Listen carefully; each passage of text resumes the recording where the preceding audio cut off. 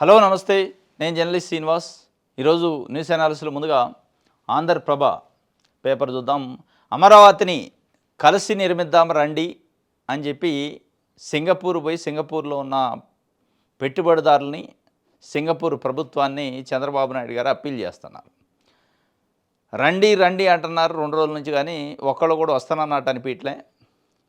రండి అయినా ఇది చెప్తున్నారు. రండి కాదు, ఇంకొక అడుగు ముందుకేసి మాది పూచికత్తు, మేము షూరిటీ ఉంటాం, మేము గ్యారంటీ ఉంటామని 2024 అసెంబ్లీ ఎన్నికలలో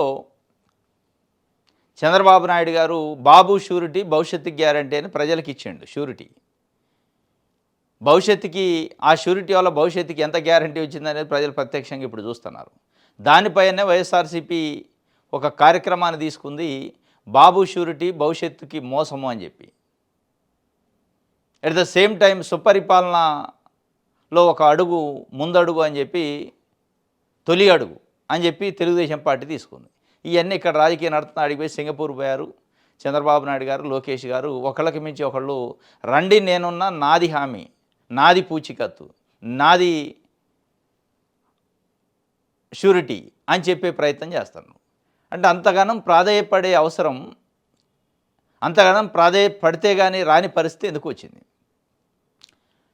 నిజంగా అసలు ఇక్కడికి వచ్చే పరిస్థితి ఉందా? మీరు చేస్తున్న ప్రచారానికి అక్కడ జరుగుతున్న దానికి సంబంధం ఉందా? ఇప్పుడు దావోస్ పోయి కూడా ఇదే చేశారు. దావోస్ పోయి పెట్టుబడులు రాలేదు, ఎందుకంటే రాష్ట్రం విధ్వంసం అయింది కాబట్టి రాలేదు అంటున్నారు.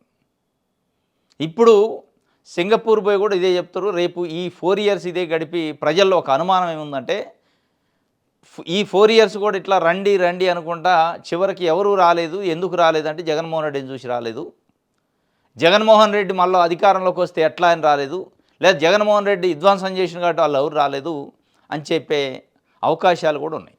దాంట్లో డౌటే లేదు. రండి రండి అని అక్కడ అంటారు. ఆ శ్రమ ఏదో ఢిల్లీలో పడితే, మోడీ దగ్గర పోయి పడితే, ఇలా మోడీ గారు ప్రధానమంత్రిగా తెలుగుదేశం పార్టీ ఎంపీల మద్దతుతో ఉన్నాడు. ఈ కష్టం అంతా ఇక్కడ పడితే అయిపోదు కదా. మీరు ఒక 50,000 కోట్ల రూపాయలు అమరావతికి ఇవ్వండి అంటే మీరు కట్టుకోలేరా? మనం కట్టుకోలేమా? మనకు రావా ప్లానింగ్స్, మాస్టర్ ప్లాన్స్? మన దగ్గర లేరు ఇంజనీర్లు? ఇక భారతదేశంలో అసలు కన్స్ట్రక్షన్ జరగట్లేదా? ఇక ప్రతి ఒక్కళ్ళు సింగపూర్ పోయే చేస్తారా మాస్టర్ ప్లాను? అంటే ఈ మాస్టర్ ప్లాన్ అనుకున్న మాస్టర్ స్కెచ్ ఏంటి? ఈ స్కెచ్లో గతంలో ఈశ్వర్ అనే ఉన్నాడు, ఇప్పుడు లాంగ్ అని ఇంకొక మంత్రిని పట్టుకున్నారు. లాంగ్ అట ఆయన పేరు. ఆయనతో లాంగ్ రిలేషన్షిప్ అయిపోయింది. ఆయన పోయిండు, ఆయన జైలుకి పోయిండు. మళ్ళీ ఈ లాంగ్ను కూడా మరి జైలుకి పంపుతారా, అమరావతి తీసుకొస్తారా, అమరావతిని నిర్మిస్తారా తెలియదు, కానీ రండి రండి మనం కలిసి పనిచేద్దాం, మాది షూరిటీ అని చెప్పే ప్రయత్నం అయితే చేస్తున్నారు. ఇక లోకేష్ గారు అయితే ఇంకొక అడుగు ముందుకేసి ఒప్పందం కుదిరాక నాదే బాధ్యత అంటాడు. మీరు ఎన్ని రోజులు ఉంటారు మీది బాధ్యత కావడానికి? అంటే మీరు ఏమన్నా ఒక 30-40 సంవత్సరాలు గవర్నమెంట్ అదే ఉంటుందా? ఇది ప్రజాస్వామ్యం వాళ్ళకి తెలియదు. సింగపూర్లో భారతదేశంలో ఉన్నది ప్రజాస్వామ్యం. 5 సంవత్సరాలకు ఒకసారి ఎన్నికలు జరుగుతాయి, ఎన్నికలు జరిగాక కొత్త గవర్నమెంట్స్ వస్తాయి అనేది తెలియదు వాళ్ళకి ఆ మాత్రం. ఇంకోటి, ఏపీ రైట్ చాయిస్ సేఫ్లెస్ AP Singapore business forum road షోలో సీఎం చంద్రబాబు నాయుడు గారు చెప్తుండు, మాది ఫ్రెండ్లీ ప్రభుత్వం, ఆదరిస్తాం, అండగా ఉంటాం. మాది ఫ్రెండ్లీ ప్రభుత్వం. ఎవరికి ఫ్రెండ్లీ? పారిశ్రామికవేత్తలకి, పెట్టుబడిదారులకి. ప్రజలకు కావాలా ఫ్రెండ్లీ. ఇక్కడ ఓట్లేసిన ప్రజలను వదిలేసి పదే పదే పారిశ్రామికవేత్తలని, పెట్టుబడిదారులని సాష్టాంగ నమస్కారాలు చేసే పరిస్థితికి వచ్చింది ఈరోజు ప్రభుత్వం. రండి మేమున్నాం, మేము షూరిటీ ఇస్తాం, మీకు ఏం కావాలో తీసుకోండి అనే పద్ధతి, కానీ ప్రజలకు ఆ మేరకు హామీ ఇవ్వట్లే, ప్రజలకు చేయాల్సిన పనులు చేయట్లే.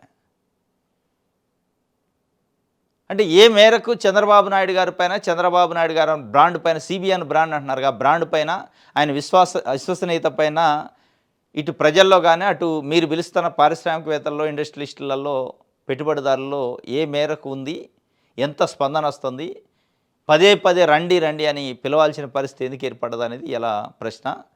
ఈ టైం పాస్ వ్యవహారంలో మళ్ళీ రాజధాని పెండింగ్ పెడతారని ఒక డౌట్ అయితే వస్తుంది. మళ్ళీ అమరావతి మళ్ళీ పెండింగ్ పెట్టి మళ్ళీ ఒకసారి ఎన్నికల్లో దీన్నే ఒక ఎజెండాగా పెట్టుకొని నేను మళ్ళీ గెలిస్తే రాజధాని నిర్మిస్తా అని చెప్పే కార్యక్రమం ఏమైనా చేస్తారా అని డౌట్. ఎందుకంటే 1 ఇయర్ గడిచిపోయింది. అక్కడ ఏం జరుగుతుందో తెలియదు. 15,000 కోట్లు అప్పు అన్నారు ఏడీబీ బ్యాంకు, వరల్డ్ బ్యాంక్ నుంచి. మళ్ళీ అమరావతి నిర్మిద్దాం కలిసి రండి అని సింగపూర్ పోయి చెప్తున్నారు.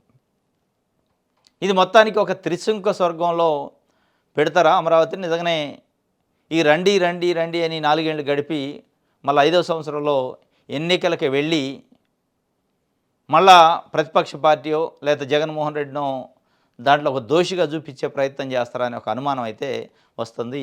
మరి ఎంతవరకు ఆ రండి రండికి ఫలితం వస్తుందో చూడాలి. ఇది ఒక వార్త. రైట్.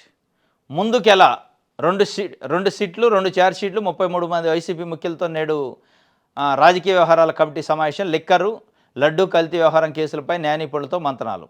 గవర్నర్తో జగన్ దంపతులు భేటీ. నిన్న గవర్నర్తోని మాజీ ముఖ్యమంత్రి వైఎస్ జగన్మోహన్ రెడ్డి ఆయన సతీమణి ఇద్దరు సమావేశమయ్యారు. రాజకీయ వర్గాల్లో పెద్ద ఎత్తున చర్చ. దేనికి సమావేశమయ్యారు? ఈ సమావేశం వెనక బీజేపీ అధిష్టానం ఏమైనా ఉందా? బీజేపీ అధిష్టానాన్ని డైరెక్ట్గా కలవకుండా లేదా బీజేపీ అధిష్టానమా లేదా కేంద్రం పెద్దలు ఆదేశాలతోనే గవర్నరు జగన్మోహన్ రెడ్డి మీటింగ్ జరిగిందా? ఈ మీటింగ్లో కేంద్ర ప్రభుత్వ పెద్దలకు సంబంధించి ఏమైనా అభయం ఇచ్చారా? జగన్మోహన్ రెడ్డికి మీకేమీ ప్రాబ్లం లేదు, ఎన్ని సీట్లు వేసినా, ఎన్ని ఛార్జ్ షీట్లు వేసినా, ఎన్ని కేసులైనా మా అండ మీకే ఉంటుందని ఏమైనా చెప్పారా? దేనికి ఆల్ ఆఫ్ సడన్గా గవర్నర్ని కలవాల్సి వచ్చింది అనేది పెద్ద ఎత్తున చర్చ. మాజీ ముఖ్యమంత్రి హోదాలో ప్రతిపక్ష పార్టీ రాష్ట్ర అధ్యక్షుడిగా మరి దేనికి గెలిచింది అనేది ఆయన కూడా బయటకు వచ్చి చెప్పలేదు. ఇది ఒకటైతే ఈరోజు పొలిటికల్ అఫైర్స్ మీటింగ్ ఉంది. పొలిటికల్ అఫైర్స్ కమిటీ వైఎస్ఆర్సీపీకి సంబంధించిన ముఖ్య నాయకులు, రాష్ట్ర నాయకులతోనే సమావేశం. ఈ సమావేశం ప్రధానంగా నెక్స్ట్ ఎట్లా ముందుకెళ్ళాలి, కేసులతో నిక్కురుబిక్కిరి చేస్తుంది కూటమి ప్రభుత్వం, చంద్రబాబు నాయుడు గారు ప్రభుత్వం. స్పెసిఫిక్గా వైఎస్ఆర్సీపీలో ఉన్న ముఖ్యమైన నాయకులు, అది జగన్మోహన్ రెడ్డికి చాలా దగ్గరగా ఉండే నాయకులను టార్గెట్ చేసి, దగ్గరగా ఉన్న నాయకులు, దగ్గరగా పనిచేసిన అధికారులనే టార్గెట్ చేసి జైలుకు పంపిస్తున్న పరిస్థితి. వీటిపైన ఏం చేయాలనేది ఒక చర్చ జరిగిద్ది అంటున్నారు. ఎట్లా ముందుకెళ్దాం? 2 సీట్లు వేసిండు, కల్తీ నెయ్యి పైన ఒకటి, మద్యం స్కామ్ పైన ఇప్పటికే చాలామంది అరెస్ట్ అయ్యారు, జైల్లో ఉన్నారు, కొంతమంది బెయిల్ పైన వచ్చారు. What next? ఎట్లా వ్యూహాత్మకంగా ఎట్లా ముందుకు పోవాలి? న్యాయ నిపుణులతో కూడా చర్చ జరుపుతారట. న్యాయపరమైన రిలీఫ్ ఎట్లా పొందాలి, పొలిటికల్ రిలీఫ్ ఎట్లా పొందాలి, ప్రజలకి ఏం చెప్పాలి, ప్రజల దగ్గరికి ఏ ఎజెండాతో వెళ్ళాలి, ఈ కేసులు ఈ నేపథ్యంలో అనే అంశాలపైన కీలకమైన చర్చ ఉంటుందట. కీలకమైన చర్చ తర్వాత నాకు తెలిసి జగన్మోహన్ రెడ్డి గారు సరే ఈ అరెస్టులు ఆయన చేతిలో ఉన్న పని కాదు, అది ప్రభుత్వం టార్గెటెడ్గా సిట్లు, ఎంక్వైరీలు, కక్ష సాధింపు కేసులని వాళ్ళు అంటున్నారు. కాబట్టి జగన్మోహన్ రెడ్డి ముందున్న కర్తవ్యం ఏంటంటే 1 ఇయర్ కూటమి ప్రభుత్వం గడిచిపోయింది. కాబట్టి ప్రజల పక్షాన ప్రభుత్వాన్ని నిలదీయటం, ప్రభుత్వాన్ని ప్రశ్నించడం, ప్రజలకు ఇచ్చిన హామీలని నెరవేర్చేదాకా ప్రభుత్వం వెంటబడటం. ఈ మధ్యలో అరెస్ట్ ఉంటుందా, ఇంకా కొంతమందిని అరెస్ట్ చేస్తారా, జగన్మోహన్ రెడ్డి దగ్గరకు వస్తారా అనేది పక్కన పెడితే ప్రజల గురించి అడగడమే ప్రతిపక్ష నాయకుడిగా ఆయన ప్రధాన పాత్ర, కర్తవ్యం కూడా. ఆ ప్రజల మధ్యలో ఉంటేనే ఆయనకి ఆదరణ వస్తుంది తప్ప మళ్ళీ బెంగళూరులు, ప్యాలెస్లు, ఇంట్లోనే కూర్చొని ట్విట్టర్లో పోస్టులు పెడితే రాదు అనేది. మరి ఏమన్నా ఒక అవగాహనకు వచ్చి జిల్లాల పర్యటన పెట్టుకొని ప్రజలల్లో తిరిగి అనేక అంశాలపైన కూటమి ప్రభుత్వం ఇచ్చిన హామీలు, అంశాలు, ఇలా ప్రభుత్వం కొన్ని వర్గాలను నిర్లక్ష్యం చేస్తున్న పరిస్థితి, వీటిపైన మనం ప్రశ్నిస్తారా? ప్రజల పక్షాన ప్రశ్నించే గొంతుగా మారితే తప్ప ప్రజల్లో ఆదరణ వచ్చే పరిస్థితి లేదనే ఒక చర్చకి కంగులోనికి వచ్చినట్టు అర్థమవుతుంది. ఈ కేసులు ఇది ఒక భాగం అయితే ఇది రెండో ఎపిసోడు. ఇది ముందుకు ఎలా అంటే ముందుకు అలానే వెళ్ళాలి, ప్రజల్లోకి వెళ్ళాలి, ప్రజా సమస్యలపైన ప్రశ్నించాలి, ప్రజలకు ఏమి ఇబ్బందులు ఉన్నాయో అడగాలి, ప్రజలకి చంద్రబాబు నాయుడు గారు ఇచ్చిన షూరిటీలు, గ్యారంటీల సంగతి ఏమైంది, ఈరోజు నిరుద్యోగులకు ఉద్యోగాల విషయం, నిరుద్యోగులకు నిరుద్యోగ భృతి విషయం, ఫీజు రీయింబర్స్మెంట్ విషయం, పేద విద్యార్థులు చదువుకునే సంబంధించి, మహిళలకి, రైతులకి, తల్లులకి ఉన్నటువంటి ఇబ్బందులు, వాళ్ళకి ప్రభుత్వం ఇచ్చిన హామీలలో కోత, వీటన్నిటిపైన భవిష్యత్తులో ప్రభుత్వం మెడలో వంచే కార్యక్రమం చేస్తే తప్ప జగన్మోహన్ రెడ్డికి ఆదరణ రాదు అనేది ఈరోజు ప్రజల్లో ఒక చర్చ. దానికోసం ఏమన్నా మరి meeting PSC political affairs meeting అట. రైట్, ఇది ఆంధ్రప్రభకు సంబంధించి. సాక్షి పేపర్ చూద్దాం. కొలుసుకు భూగోలుసట, మంత్రి గారి కంపెనీకి 600 కోట్ల విలువైన 845 ఎకరాల దారాదత్తం. పారసారథి భార్య కమలాలక్ష్మి, డ్రైవర్ కొలుసు ప్రసాద్ పేరిట నితిన్ సాయి కన్స్ట్రక్షన్స్ ఉందట. ఏలూరు జిల్లా అగిరిపల్లి మండలం తోటపల్లిలో 5 లక్షల చొప్పున 45.60 ఎకరాల విక్రయం. ఏటా 15,000 లీజు కింద 800 ఎకరాలు 25 ఏళ్ల కేటాయింపు. అగిరిపల్లి చుట్టుపక్కల బహిరంగ మార్కెట్లో ఎకరం భూమి ధర 60 నుంచి 70 లక్షలు. నిన్న జనసేన ఎంపీ బాలశౌరి సంస్థకు 115 ఎకరాల దారాదత్తం. లూలుకు నామమాత్రపు ధరకు విశాఖ విజయవాడలో సంతర్పణ. అంతకుముందు ఊరు పేరు లేని ఊరుశాఖ 3,000 కోట్ల విలువైన 60 ఎకరాలు. అడ్డగోలు భూ కేటాయింపులపై ప్రజా సంఘాల ఆగ్రహం. అవి ఆగ్రహం వ్యక్తం చేస్తూనే ఉంటాయి, వీళ్ళు చేసే పని వీళ్ళు చేస్తూనే ఉంటారు. రండి రండి అని అక్కడ పోయి పిలుస్తారు. ప్రజల నోటికాడి కూడుని గుంజే కార్యక్రమం విశాఖపట్నంలో విజయవాడలో నడిబొడ్డున లూలు కంపెనీకి భూములు కేటాయిస్తూ 137 జీవో చేశారు. 137 జీవో. అది ఎంత అంటే గమ్మత్తైన వ్యవహారం అంటే, దరఖాస్తు సమర్పించిన 3 రోజులనే వాళ్ళకి భూములు కేటాయించారు.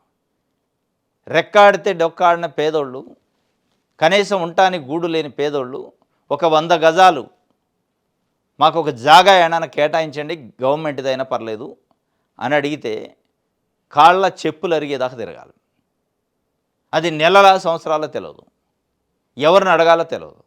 కానీ ఈ లూలు కంపెనీ మరి అది ఎక్కడుందో తెలియదు, దాని అధినేత ఎవరో ఏపీ ఆయన కాదు. అయినప్పటికీ ఆ దరఖాస్తు సమర్పించిన 3 రోజులలో వచ్చిందంటే దీని వెనక మరి ఏం ఉద్దేశం ఉంది, దీని వెనక ఉన్న ఎజెండా ఏందనేది స్పష్టంగా కనపడుతుంది. ఇది ఇగో దరఖాస్తు చేసిన 4 రోజుల్లోనే స్థలమా, ఇదో పెద్ద కుంభకోణాన్ని సిపిఎం పార్టీ డైరెక్ట్గా కామెంట్ చేసింది. ఎస్, లూలు కంపెనీ ఈరోజు హైదరాబాద్లో ఉంది. అది దాంట్లో షాపింగ్ మాల్సు, సినిమా థియేటర్లు, ఆల్ ఇన్ వన్ దొరుకుతాయి.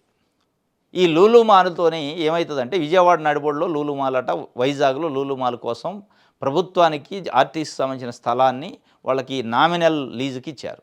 నామినల్ ధరకు అమ్మారు కొంత.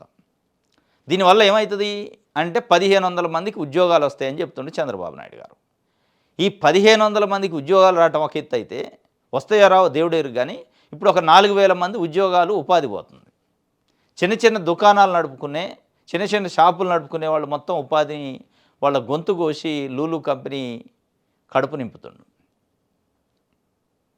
విజయవాడ బస్టాండ్, పాత బస్టాండ్ పరిసర ప్రాంతాలలో ఉన్న చిన్న చిన్న కిరాణా షాపులు, చిన్న చిన్న వ్యాపార సంస్థలు మొత్తం కూడా మూతేసుకోవాల్సిన పరిస్థితి వద్ద వీళ్ళు వచ్చిన తర్వాత.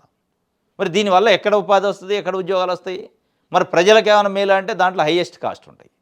విజయవాడలో, వైజాగ్లో ఈరోజు లూలు మాల్ వచ్చిన తర్వాత ఒక 5-6 వేల కుటుంబాలు రోడ్డున పడే పరిస్థితి వస్తుంది. వాళ్ళు వ్యాపారాన్ని బేస్ చేసుకొని బతుకుతున్న కుటుంబాలు. ఇది చేసేది. 4 రోజుల్లో దరఖాస్తు చేసిన 4 రోజుల్లో జాగా కేటాయిస్తారు. అదే పేదోడు 100 గజాలు కావాలని 4 ఏళ్ళైనా రాదు, మళ్ళీ ఎలక్షన్లలో నేను గెలితే ఇస్తా అంటాడు. ఇది ఇక కొలుసు పారసారథి క్యాబినెట్ మంత్రి ఇప్పుడు ఆయనకు ఒక 800 ఎకరాలు కేటాయించారట. ఏలూరు జిల్లాలో నితిన్ సాయి కన్స్ట్రక్షన్స్ అని ఉందట ఒక కంపెనీ, దానికి కేటాయించారట నామినల్ ధరకి. లీజు కొంత, నామినల్ ధరకు కొంత. మొన్న మచిలీపట్నం ఎంపీ బాలశౌరి జనసేన పార్టీ, ఆయనకు ఒక 115 ఎకరాలు. ఇక జనసేన నాయకుడు హరిహర వీరమల్లు సినిమా దిగితే ఆయన టికెట్లు 100, 150, 200 పెంచుకోవడానికి అవకాశం.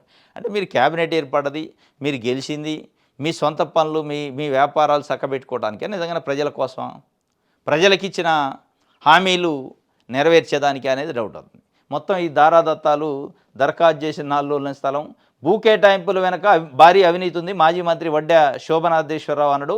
సిబిఐ దర్యాప్తు చేయించాలి. సిఎస్ విజయానంద్కు కేంద్ర ప్రభుత్వ విశ్రాంత కార్యదర్శి శర్మ లేఖ. మీరు ఎన్ని చెప్పినా వాళ్ళు ఏం చేయరు. ఒక ఎజెండా పెట్టుకున్నారు, ఆ ఎజెండా ప్రకారం పోతున్నారు. ఇప్పుడు మనం ఎన్ని చెప్పినా ఈ చెప్పేటోళ్ళకి ఈ చెప్పేటోళ్ళలో ఓట్లు ఏమంటే వేయరు జనాలు, ఆగమంటే ఆగరు, మేం చెప్తే వేస్తారు, మా మీడియా మేం చెప్తున్నదే ప్రజలు నమ్ముతారని చంద్రబాబు నాయుడు గారు అనుకుంటున్నాడు. కాబట్టే అంత ధైర్యం. ఇన్ని విమర్శలు వస్తున్నాయి ఎందుకు, ఊర్సా కంపెనీలకి, లూలు కంపెనీలకి కేటాయింపులు చేస్తానంటే ఇదే. వాళ్ళకి కావాల్సిన ఎజెండా, ఇంటర్నల్ ఎజెండా వేరే ఉంది. ఇది ఉద్యోగాలు కాదు, ఉపాధి కాదు, మన్ను కాదు, ఉత్తదే ఇదంతా. ఆ ఎజెండా అమలు చేసుకుంటారు, ఎన్నికల్లో మళ్ళీ డబ్బులు పెట్టి గెలవాలి. ఇదే పద్ధతి. నువ్వు సిపిఎం పార్టీయా, సిపిఐ పార్టీయా, లేకపోతే మేధావులు చెప్తారా, ఇవన్నీ పక్కన పడేస్తారు. ఈ షవుతో నేను, ఈ షవుతో వదిలేస్తాడు. ఇది ఒక వార్త.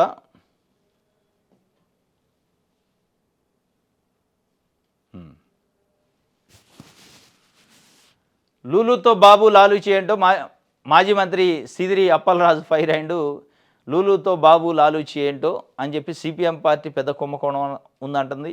భూ కేటాయింపుల మేరకు భారీ అవినీతి ఉందని మాజీ మంత్రి వడ్డే శోభనాథేశ్వరరావు డిమాండ్ చేసిండు. 100 కోట్ల విలువ చేసే భూములను అప్రంగా విచ్చేయడం దారుణం, వెంటనే వాటన్నిటిని రద్దు చేయాలి.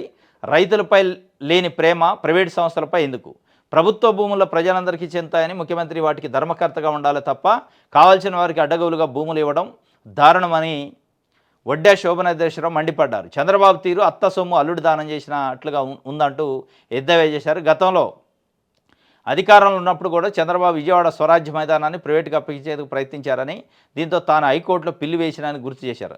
అలాగే రాజీవ్ గాంధీ పార్కును చైనా కంపెనీలకు అప్పగించబోయారని విమర్శించారు. అమరావతిలో సైతం రైతులు ఇచ్చిన భూములను ఎస్ఆర్ఎం, విట్టు వంటి సంస్థలకు ఇచ్చారని, రైతులు కూడా తమ పిల్లలకు ఇతరుల మాదిరిగానే ఫీజులు చెల్లించాల్సి వస్తుందన్నారు. భూములు ఇచ్చిన రైతులపై లేని ప్రేమ ప్రైవేటు సంస్థలపై ఎందుకు అంటూ చంద్రబాబును నిలదీశారు. రైతుల నుంచి సేకరించిన భూముల్లో 5 ఏళ్లలో అభివృద్ధి పనులు చేయాలని, లేకపోతే ఆ భూములు రైతులకు తిరిగి ఇవ్వాలని నిబంధనలు స్పష్టం చేస్తున్నాయని చెప్పారు. కానీ రాష్ట్రంలో అలా జరగడం లేదని, ఇష్టారాజ్యంగా భూ కేటాయింపులు చేస్తూ వ్యవసాయాన్ని నాశనం చేస్తారని ఆగ్రహం వ్యక్తం చేశారు. భూ కేటాయింపులు వెనక భారీ అవినీతి ఉంది, రైతులపై లేని ప్రేమ ప్రైవేట్ సంస్థలపై ఎందుకు, రైతులపైన లేని ప్రేమ ప్రైవేట్ సంస్థలపై ఎందుకంటే రైతులతోని క్విడ్ ప్రోకో చేయలేరు కదా. ప్రైవేటు కంపెనీలు, ప్రైవేటు పారిశ్రామికవేత్తలతోని క్విడ్ ప్రోకోలు ఉంటాయి కాబట్టి ఆ ప్రేమ ఉంటుంది. ఇక దాంట్లో పెద్ద అర్థం చేసుకోలేని బ్రహ్మపదార్థం కాదు కదా.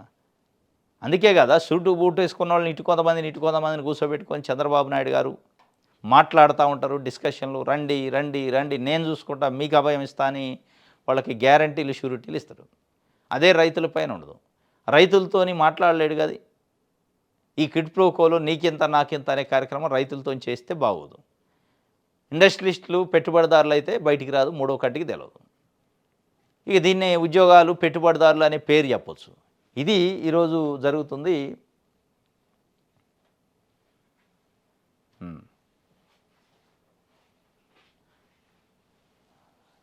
రైట్, ఇది సాక్షికి సంబంధించి దిశ పేపర్. రండి రండి, పెట్టుబడులకు AP right choice, safe place. రండి రండి అంటాడు చంద్రబాబు నాయుడు గారు. మన మామూలుగా ఊర్లల్లో, సిటీలో, గల్లీలల్లో తిరుగుతుంటారు. రండి రండి, మా దగ్గర ఆఫర్లు ఉన్నాయని చెప్తూ ఉంటారు సామాన్లు అమ్మేటోళ్ళు. రండి రండి, చౌకైన ధరలకు నాణ్యమైన వస్తువులు ఇస్తున్నాం, రండి రండి, మళ్ళీ రాదు అవకాశం అని చెప్పి మైకులో చెప్తూ ఉంటారు. అది కనిపిస్తుంది చంద్రబాబు నాయుడు గారు అంటే. రండి రండి, నేనున్న రండి, నాది గ్యారంటీ రండి, నాది హామీ రండి, నాది షూరిటీ, నాది గ్యారంటీ అని చెప్తున్నాను. మరి మైకి పెట్టి మొత్తుకుంటున్నా అటువైపు నుంచి స్పందన లేదో తెలియదు, కానీ మొత్తానికైతే రండి రండి, నాది గ్యారంటీ, విశాఖకు రండి, పెట్టుబడులు పెట్టండి, అమరావతికి రండి, పెట్టుబడులు పెట్టండి అని చెప్పి చెప్తున్న పరిస్థితి. ఎంఓయూ తర్వాత పూర్తి బాధ్యత మాదే, ఇన్వెస్టర్స్ ఫ్రెండ్లీ విధానాలతో పరిశ్రమలదారులకు మద్దతు, ఏపీ సింగపూర్ బిజినెస్ ఫెడరేషన్ షోలో మంత్రి లోకేష్ చెప్తున్నారు. ఎంఓయూ తర్వాత పూర్తి బాధ్యత మాదే అంటున్నారు. చంద్రబాబు నాయుడు గారు, నారా లోకేష్ గారు ఇద్దరు విడిబడి చెప్తున్నారు. పారిశ్రామికవేత్తలు, పెట్టుబడిదారులకు రండి, మేము భూములు ఇస్తాం, రండి, మాది గ్యారంటీ. ఒకసారి ఎంఓయూ అయితే నాదే బాధ్యత, మాదే బాధ్యత అంటున్నారు. ఇప్పుడు వీళ్ళు ఏమైనా సొంత ఆస్తులు అమ్మిస్తారా వాళ్ళకి? వీళ్ళ ఆస్తులు ఏమైనా అమ్మిస్తారా? రైతులు అభివృద్ధి పేరుతోని, అమరావతి పేరుతోని, రాజధాని పేరుతోనే రైతుల దగ్గర భూములు తీసుకొని సింగపూర్ వాళ్ళకి, ఎస్ఆర్ఎంలకి, విట్లకి, లూలు కంపెనీలకి దానం చేస్తుంటే మరి ఇది మీ గ్యారంటీ ఏంది? మీ బాధ్యత ఏముంది ఇందులో? మీ భూమి ఏమన్నా ఒక సెంట్ ఇస్తానరా? ఇయ్యరు కదా. ప్రజల భూమి, ప్రభుత్వం భూముల్ని ప్రైవేట్ కంపెనీలకు అప్పచెప్తున్నారు. ఇక దానికి మళ్ళీ మీ బాధ్యతలు, మీ గ్యారంటీలు ఏంది? నాకు అర్థం కావట్లేదు. అది మాది గ్యారంటీ, నాది బాధ్యత. మీ బాధ్యత, మీ గ్యారంటీ ఇవ్వడానికి మీ ఆస్తులో, మీ ఇంట్లో ఉన్న సొమ్ము ఇవ్వట్లేదు కదా వాళ్ళకి. ఇది ఒక వార్త.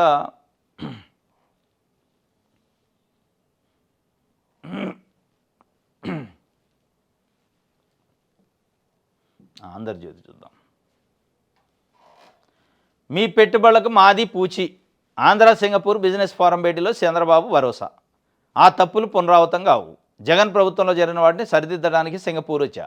ఆ దేశ మంత్రి లాంగ్తో చంద్రబాబు. ఆ తప్పులు పునరావృతం. ఏ తప్పులు? అసలు ఏం జరిగిన తప్పులు? ఏడ జరిగిన తప్పులు నాకు అర్థం కాదు. మీ పెట్టుబడులకు మాది పూచి. అదే ఆంధ్రప్రదేశ్లో ఉన్న మీ కోట్లేసి గెలిపించిన 5 కోట్ల మంది ప్రజలకి మీ జీవితాలకు నాది షూరిటీ, నాది గ్యారంటీ అని చెప్తి. ఏది పూచి, ఏది గ్యారంటీ? ఇది ఎడిపోయింది ఆ గ్యారంటీ? ఎడిపోయింది షూరిటీ? నా షూరిటీ మీ భవిష్యత్తుకి గ్యారంటీ అంటారు. ఇక్కడ ఓట్లు వేయించుకున్నదాకా ఈ షూరిటీ పోయింది, గ్యారంటీ పోయింది. మళ్ళీ అక్కడ పోయి సింగపూర్ పోయి మీ పెట్టుబడులకు నాది పూచి అంటాడు. అంటే పెట్టుబడిదారులకు ఇచ్చిన పూచి, పెట్టుబడిదారులకు ఇస్తున్న బలం, పెట్టుబడిదారులకు ఇస్తున్న షూరిటీ, అసలు ఏ ప్రజల కోసం అయితే మీరు ప్రభుత్వం ఏర్పాటైందో ఆ ప్రజల గురించి మాట్లాడలే మీరు. పదే పదే సింగపూరు పారిశ్రామికవేత్తలు, పెట్టుబడిదారులు అంటున్నారు. ఇక వాళ్ళు తప్ప మీరు పరిపాలన చేయలేరా? సింగపూరు అవినీతి రహిత ప్రభుత్వం అట. సింగపూర్లోనే అద్భుతాలు నిర్మిస్తారట. వాళ్ళైతేనే ఇక్కడ మాస్టర్ ప్లాన్లు చేయలేస్తారట. వాళ్ళైతేనే అభివృద్ధి చేయలేస్తారట. వాళ్ళైతేనే వ్యాపారాలు చేయలేస్తారట. పెట్టుబడిదారులు అయితేనే, పారిశ్రామికవేత్తలు అయితేనే మనకు ఉద్యోగాలు వస్తాయి అంటున్నారు. ఇవన్నీ ఉన్నాక మీరు ఎందుకు ముఖ్యమంత్రులు వాళ్ళనే పెట్టండి, అయిపోద్ది. సింగపూర్ వాళ్ళనే ముఖ్యమంత్రులు, మంత్రులకు పెట్టి వాళ్ళే పరిపాలిస్తారు. అవినీతి రహిత పాలన కదా వాళ్ళది. మంది అవినీతి పాలన కదా. ప్రపంచంలో 3వ అవినీతి రహిత దేశం అట. ఎస్, అయితే ఉండొచ్చు. ఇక ప్రధానికి వాళ్ళ మీద డిపెండ్ అయిపోదు. నాయకత్వానికి, ముఖ్యమంత్రికి కూడా వాళ్ళ మీద డిపెండ్ అయిపోయి రాజీనామా చేసి వాళ్ళకి ఇవ్వండి, అయిపోద్ది. సింపుల్ కదా. అంటే ఈ పదవులు గమ్మత్తు ఉంటుంది అన్నమాట. ప్రభుత్వ పదవులు, ప్రభుత్వ ముఖ్యమంత్రులు, ప్రభుత్వ అధికార యంత్రాంగం అంతా మీ చేతిలో ఉండాలి. మీరు ప్రభుత్వ స్కూల్లో పిల్లలను చదివారు, ప్రభుత్వ హాస్పిటల్లో మీ కుటుంబ సభ్యులను చూపించరు. మళ్ళీ ప్రభుత్వానికి సంబంధించిన నిర్మాణాలు ప్రభుత్వం నిర్మించదు, అంత ప్రైవేట్ వాళ్ళకి అప్పచెబుతారు. ఈవెన్ రోడ్లు కూడా పీపీ పద్ధతి. కానీ ప్రభుత్వాలను అయితే మీరు నడపాలి. మరి ఇవన్నీ ప్రైవేట్ వాళ్ళు చేస్తే నాకు ప్రైవేట్ వాళ్ళకి అప్పచెప్పండి ప్రభుత్వాన్ని, అయిపోద్ది. గొడవ వదిలిద్ది. ఏంది ఇది? ఆయన చెప్తుండు మీ పెట్టుబడులకు నా పూచీకత్తు, మాది పూచి అంటాడు. రైట్.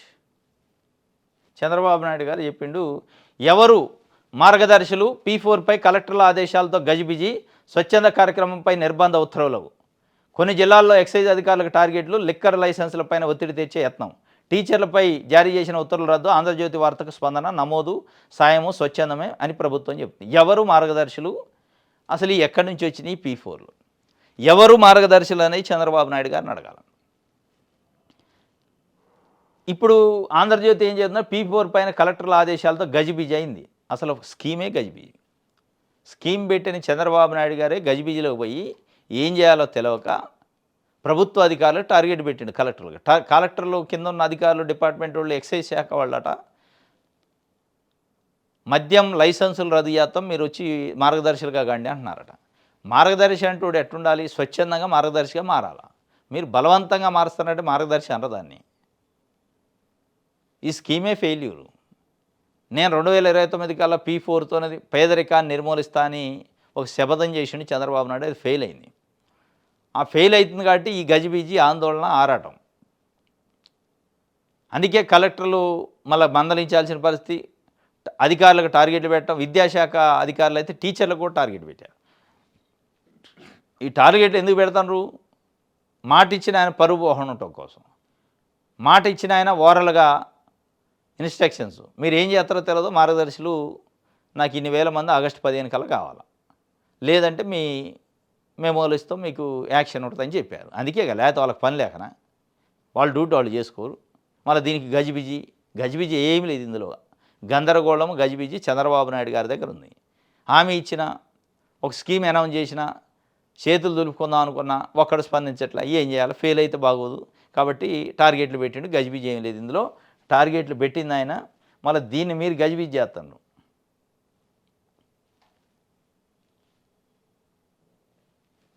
రైట్. ప్రజాశక్తి. ఉగ్రవాదులు ఎలా వచ్చారు? అమెరికా జోక్యం ఎందుకు? పహల్గాము సింధూర్లపై చర్చలో ప్రతిపక్షాల నిలదీత, లక్ష్యాలను సాధించామని రాజ్నాథ్ సింగ్ చెబుతున్నాడు. శ్రీనగర్లో ఆపరేషన్ మహాదేవ్, 3 ఉగ్రవాదుల హతం, పహల్గాం దాడిలో పాల్గొన్నట్టు అనుమానం. నిన్న పార్లమెంట్లో చాలా సీరియస్గా చర్చ జరిగింది. పహల్గాం ఉగ్రవాదుల దాడి, పహల్గాంలో మృతి చెందిన భారతదేశ ప్రజల గురించి, తర్వాత జరిగిన ఆపరేషన్ సింధూర్ గురించి, ఆపరేషన్ సింధూర్ అర్ధంతరంగా ఆపటం గురించి, ఆపరేషన్ సింధూర్ అర్ధంతరంగా ఆపటానికి అమెరికా అధ్యక్షుడు డొనాల్డ్ ట్రంప్ నేనే కారణమని ఆయన అనౌన్స్ చేసుకోవడం, ఆ అనౌన్స్మెంట్ మీద ఈరోజు వరకు భారతదేశ ప్రధానమంత్రి ఖండించకపోవటం, వీటన్నిటిపైన ఇండియా కూటమి ఎంపీలు చాలా పెద్ద ఎత్తున ప్రభుత్వాన్ని నిలదీశారు. కానీ ప్రభుత్వం వైపు నుంచి ఒకటే మాట, పహల్గాంలో పాకిస్తాన్ మెడలోంచిన అంటున్నారు. ఏం మెడలోంచినట్టు అనిపించలే, మీరు చేతులు ఎత్తేసి ఆపినట్టు అనిపిస్తుంది. అది ఏం జరిగిందనేది చెప్పట్లే. అమెరికా అధ్యక్షుడు చెప్పేది నిజమా, మీరు చేతులు ఎత్తింది నిజమా, పాకిస్తాన్ లొంగిపోయింది నిజమా అని చెప్పలేని పరిస్థితి. ఇదంతా ఒక భాగం అయితే, అసలు పహల్గాంలో మన ఇంటెలిజెన్స్ వ్యవస్థ ఇవన్నీ ఉండంగా ఈ ఫెయిల్యూర్ అయినాయా? 29 మందిని పొట్టను పెట్టుకుంటుంటే ఉగ్రవాదులు ఎట్లొచ్చారు? పేర్లు అడిగి, మతం అడిగి మరీ చంపేశారు. ఈ అత్యంత దారుణానికి కారణం బాధ్యులెవరు?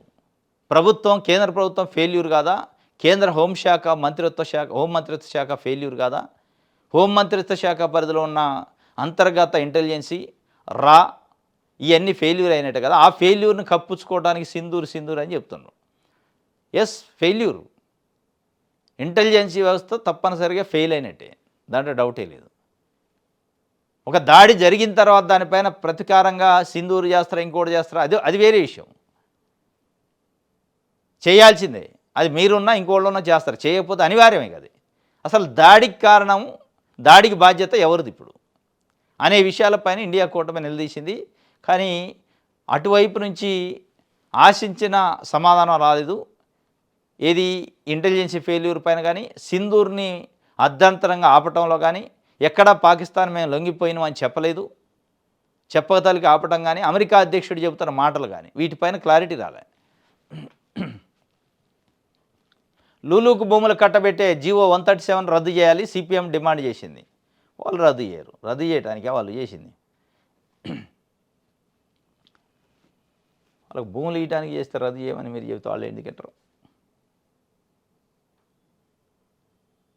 ఆపరేషన్ సింధూర్పై మోదీ సర్కార్ నిలదీత, నిజాలు చెప్పాలని ఇండియా ఎంపీల డిమాండ్, లోక్సభలో వాడివేడి చర్చ, ప్రతిపక్ష సభ్యుల ప్రశ్నల వర్షం, సమర్థించుకునే పనిలో ప్రభుత్వం. ప్రజాస్వామ్యంపై దాడి జరుగుతుంది ఎస్ఐఆర్ పేరుతోనని ఒక వార్త. లోక్సభలో నిన్న ఉభయ సభలో అది కూడా జరిగింది. లూలుకు భూ సంతర్పణ, విశాఖలో 13 ఎకరాల 74 సెంట్ల భూమి, విజయవాడలో 4 ఎకరాల 15 సెంట్లు, 99 ఏళ్ల లీజు రూపంలో అప్పగింత, కారు చౌకగా కట్టబెట్టిన రాష్ట్ర ప్రభుత్వం. అయిపోయాయి, కారు చౌకగా కట్టబెట్టింది. 137 జీవోలు వస్తాయి ఆగమేఘాల మీద. మళ్ళీ దరఖాస్తు చేసిన 4 రోజుల్లో భూమిని కేటాయించడం చంద్రబాబు నాయుడు గారికి సాధ్యమవుతుంది. ఈ రికార్డు అందరూ చేయలేరు, ఏ ముఖ్యమంత్రి చేయలేరు. అది పారిశ్రామికవేత్తలకు, ప్రజలకు కాదు. అదే పేదోడు, గూడు లేనోడు, గూడు కట్టుకోనికి 100 గజాలు దరఖాస్తు చేస్తే ఒక 2 రోజుల్లోనో 2 సంవత్సరాలు 2 నెలల్లోనూ ఇస్తే అది రికార్డు అయింది. కానీ ఈయన రికార్డు వేరే ఉంటుంది. పారిశ్రామికవేత్తలకు, పెట్టుబడిదారులకి ఇచ్చే దాంట్లో రికార్డు బ్రేక్ చేసిండు. రైట్. రండి కలిసి పనిచేద్దాం, ఇది అదే వార్త సింగపూర్ది. రండి కలిసి పనిచేద్దాం, నేను గెలిచింది మీకోసం అన్నట్టు చెప్తుండే చంద్రబాబు నాయుడు గారు. రండి అని. పహల్గాము ఉగ్రదాడి సూత్రధారి సులేమాన్ హతం, ఆపరేషన్ మహాదేవ్తో మట్టుబెట్టిన సైన్యం, సోనామార్గ్ టన్నెల్లో దాడి, ముష్కరుడు మృతి, మరో ఉగ్రవాది ఎన్కౌంటర్, సైన్యానికి భారీ విజయం అని చెప్పి ఈడేనాడు సులేమాన్. ఈయన ఆధ్వర్యంలోనే పహల్గాంలో దాడి జరిగింది. 29 మంది పొట్టను పెట్టుకుంటూ అని నిన్న ఆపరేషన్ మహాదేవ్ అని పెట్టి లేపేశారు.